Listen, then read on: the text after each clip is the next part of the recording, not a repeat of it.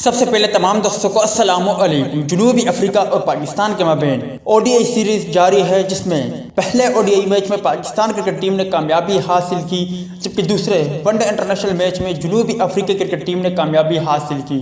تاہم تیسرے اور آخری او ڈی آئی میچ کے لیے پاکستان کرکٹ ٹیم کی پلینگ 11 میں یقینی طور پر 3 تبدیلیاں کی جائے گی۔ وہ کون سی تبدیلیاں ہوگی، آج کے زیر نظر ویڈیو میں آپ بھائیوں کو اسی بارے میں بتائیں گے، مگر مزید تفصیلات کی طرف بڑھنے سے پہلے اس ویڈیو کو لائک کریں اور کمنٹ سیکشن میں آپ بھائی مجھے بہتر طور پر بتا سکتے ہو کہ پاکستان کرکٹ ٹیم کی پلینگ 11 میں کون کون سی تبدیلیاں ہونی چاہیے۔ اس حوالے سے کمنٹ سیکشن آپ کے کمنٹس کا منتظر رہے گا۔